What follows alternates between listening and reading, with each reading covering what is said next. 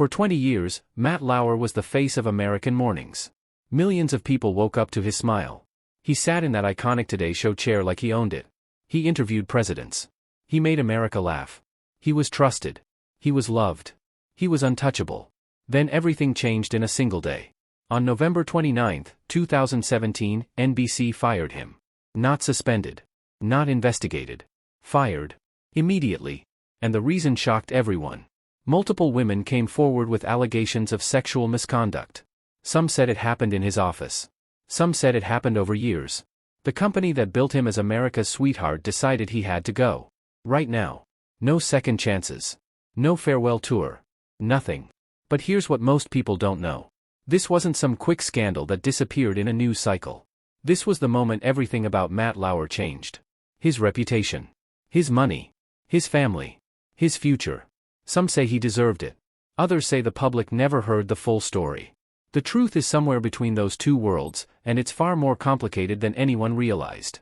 What happened to Matt Lauer after that day? Where did he go? What did he do? And most importantly, who is he now? Because the story doesn't end with the firing. That's actually where it gets interesting. Really interesting. The real story starts here. Matt Lauer didn't just wake up one day and become the anchor of the Today Show. This wasn't luck. This was decades of grinding, networking, and proving himself. He started small in the 80s, working local news in Philadelphia. He was hungry. He was ambitious. He wanted to be the best, and he worked like it. By the 90s, he was climbing.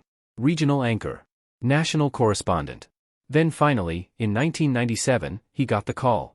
The Today Show wanted him. He was going to be the face of NBC's morning empire. And he was absolutely perfect for it. Lauer had something that couldn't be taught. He was charming. He was quick-witted. He could make celebrities comfortable. He could ask tough questions without being mean about it. America loved him. Parents wanted their kids to grow up like him. He became more than just a news anchor. He became a cultural icon. A trusted friend in millions of American homes every single morning. But success like that comes with power. Real power. By the 2000s, Lauer wasn't just reading the news. He was controlling narratives. He had influence over who got interviewed, what stories ran, and how America saw the world. NBC gave him everything because he made them billions. They looked the other way on things. Small things at first. Rumors. Whispers. But nobody talked loud enough to matter because Lauer was too valuable. He was the golden goose, and you don't kill the golden goose. Then things started getting darker behind those studio walls. According to multiple reports and later investigations, Lauer allegedly used his power in ways that made people deeply uncomfortable.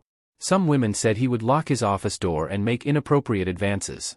Others said he sent explicit messages. Some allegations went back years and years. But here's what's important to understand: during all this time, almost nobody was brave enough to report it. Why?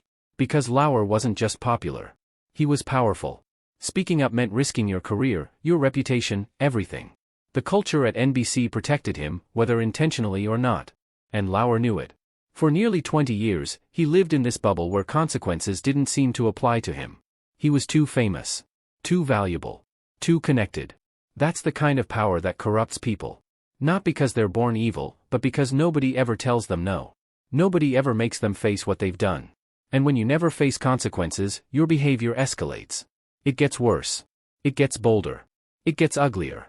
By 2017, Lauer had become a completely different person than the charming anchor America thought they knew. The allegations that came out in November 2017 weren't vague. They were specific. They were detailed. And they were devastating. One woman described how Lauer allegedly locked his office door during a work meeting. She said he exposed himself to her. She said she was shocked, terrified, and didn't know what to do. She kept quiet because she was afraid. Another woman said similar things happened to her. Then another. And another. The pattern became impossible to ignore. This wasn't one mistake. This wasn't a misunderstanding. This was a pattern of behavior that had allegedly been happening for years. But it got darker. Some allegations involved explicit text messages. Some involved unwanted touching. Some involved Lauer using his position to pressure women into uncomfortable situations. And here's the thing that made people absolutely furious: NBC apparently knew about some of this. Ronan Farrow's investigation, which later became his famous book about sexual misconduct in Hollywood, suggested that NBC had received complaints. They allegedly investigated. And then they did almost nothing. Why would they protect him? Money. Pure and simple. Matt Lauer was worth hundreds of millions of dollars to NBC. His contract was massive. He brought in advertising revenue that kept the entire network profitable. Firing him meant admitting they had a problem. It meant admitting they ignored complaints. It meant legal liability.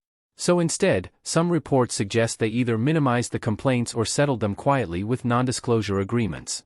The women were silenced. Lauer kept working. And the cycle continued. This is what power without accountability looks like. But in 2017, the world changed. Me Too was everywhere. Women were finally speaking up. The culture was shifting. And suddenly, those old complaints that NBC had buried started resurfacing. Ronan Farrow had been investigating Lauer for months. He had interviews. He had evidence. He had women willing to go on record. And when that story was about to break, NBC's hand was forced. They couldn't protect him anymore. On November 29, 2017, NBC released a statement. They said they had received new allegations of inappropriate sexual conduct from multiple women. They said they had investigated. And they said Matt Lauer was fired, effective immediately. No 2 weeks' notice. No transition plan. Nothing. Just gone. But America understood perfectly.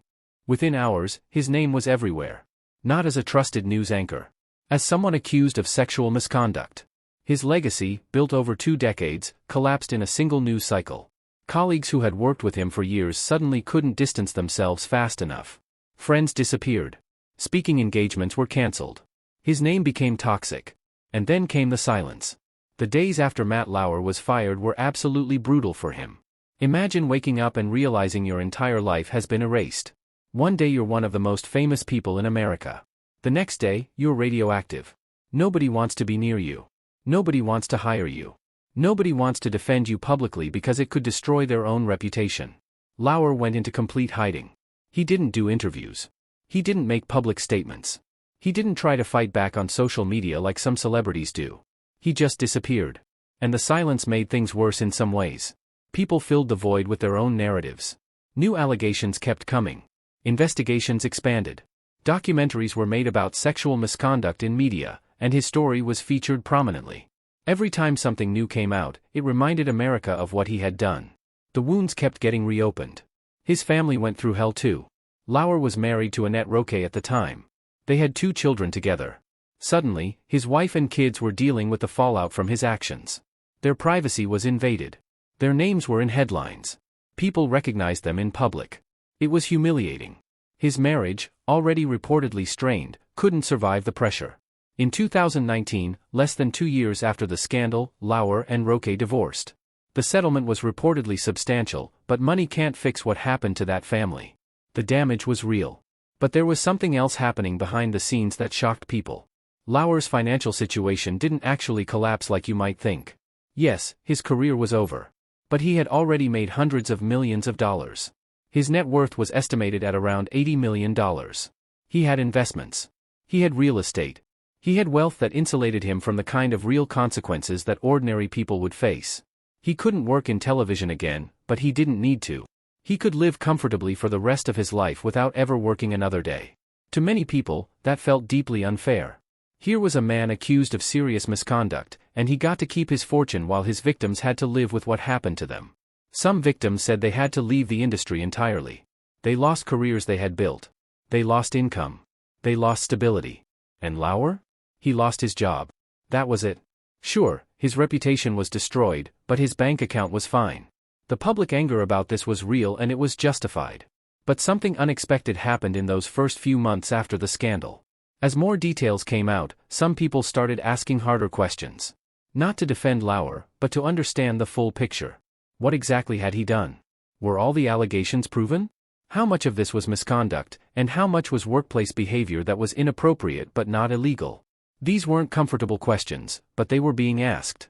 Lauer, meanwhile, was somewhere trying to figure out who he was without the Today Show.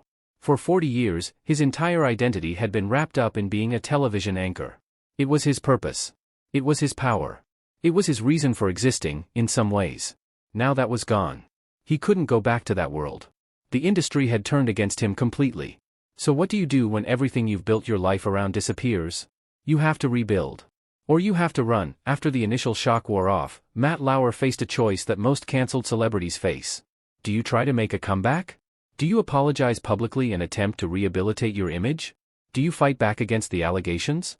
Or do you disappear completely and try to build a new life away from the spotlight? Lauer chose to disappear. He moved. Nobody quite knows all the places he went, but reports suggest he spent time in Sag Harbor, a wealthy area of Long Island in New York. He also allegedly spent significant time in the Hamptons, another exclusive area where wealthy people can live relatively private lives. These aren't random choices. They're places where rich people can exist without constant media attention. Places where you can have security. Where paparazzi don't follow you to the grocery store. Where you can actually have some semblance of a normal life, or at least as normal as life can be when you're one of the most infamous people in America. But even in these exclusive enclaves, he couldn't completely escape. People recognized him. Locals knew who he was and what he had done. Some people were angry. Some people were curious. Some people just wanted to see the man who had fallen so far. Lauer had to be careful about where he went and when he went there. He reportedly hired security. He kept a low profile. He didn't go out much. He lived like someone in witness protection, except he was hiding from public judgment instead of criminals. What was he doing all day? That's the mystery that nobody really knows.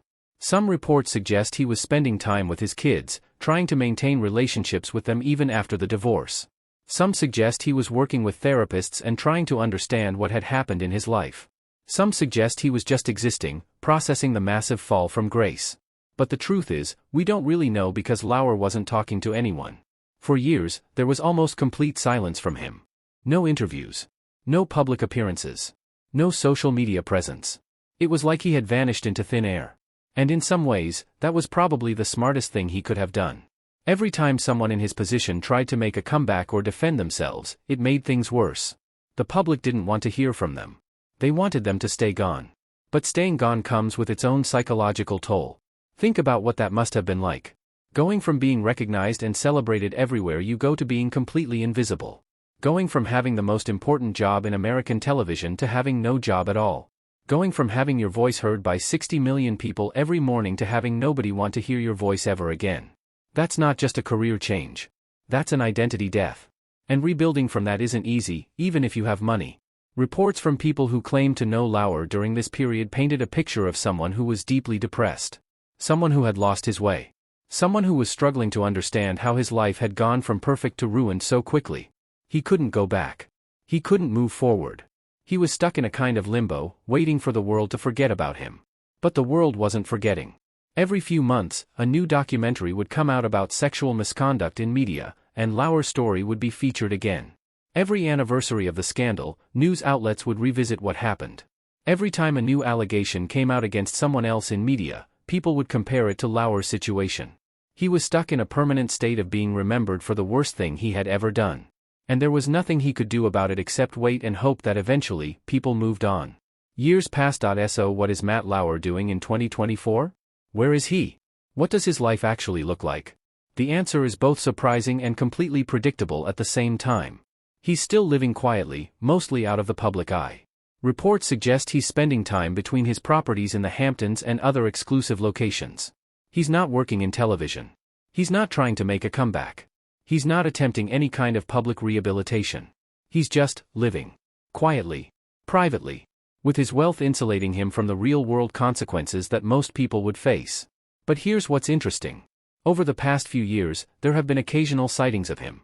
Someone will spot him at a restaurant. Someone will see him walking on a beach. These sightings make it into gossip columns and social media, and for a brief moment, people remember that he still exists. And then he disappears again. In 2021, years after the scandal, Lauer gave his first real interview to Variety magazine. This was a big deal because he hadn't spoken publicly in so long. What did he say? He expressed regret. He apologized to the women who said they were hurt by his behavior. He acknowledged that he had made serious mistakes. But he also pushed back on some of the allegations, suggesting that some things were mischaracterized or taken out of context. It was a carefully calculated response designed to seem apologetic without fully admitting to everything he was accused of. The public reaction was mixed. Some people appreciated that he was finally speaking. Others felt like he still wasn't taking full responsibility. Others thought he should have stayed silent. The interview didn't rehabilitate his image. It didn't make people suddenly forgive him. It just reminded everyone of what had happened and forced them to relive the anger and disappointment. Since that interview, he's largely gone back into silence. What we do know is that he's stayed out of trouble. There haven't been new scandals. There haven't been new allegations. He's seemingly accepted that his career in television is over and he's not coming back. That's actually probably the healthiest thing he could have done. Trying to fight his way back into the industry would have been impossible anyway. The door was closed permanently. His relationship with his children appears to be stable, according to reports. He's maintained contact with them, and by all accounts, he's been present in their lives despite the divorce and the scandal. That's something. That's not nothing. It's not redemption, but it's something. But here's the question that nobody really answers: is he actually remorseful? Does Matt Lauer genuinely regret what he did, or is he just regretful that he got caught? Does he understand the impact his actions had on the women who reported him, or is he mainly focused on how the scandal impacted his own life? These are the questions that matter, and they're also the questions we'll probably never have the answer to because he's not talking about them. What we can say for certain is this: Matt Lauer's life has fundamentally changed. He went from being one of the most powerful men in media to being completely irrelevant to the industry. He went from having influence over millions of people to having almost no influence at all. He went from being someone that networks competed to work with to being someone that networks wouldn't touch with a 10-foot pole. That's a massive fall. And he's had to rebuild his entire identity without the thing that made him who he thought he was. Here's the question that keeps people up at night when they think about Matt Lauer: can someone come back from this? Should they be allowed to? This isn't a simple yes or no answer, and that's what makes it so complicated. On one hand, Matt Lauer was accused of serious misconduct. Multiple women came forward with allegations. NBC investigated and found them credible enough to fire him immediately. That's not a small thing. That's not a misunderstanding. That's a pattern of behavior that hurt people. Those women had their careers impacted. They had their lives disrupted. Some of them had to leave the industry they loved. They don't get to just move on and pretend it didn't happen. Their pain is real and it's permanent.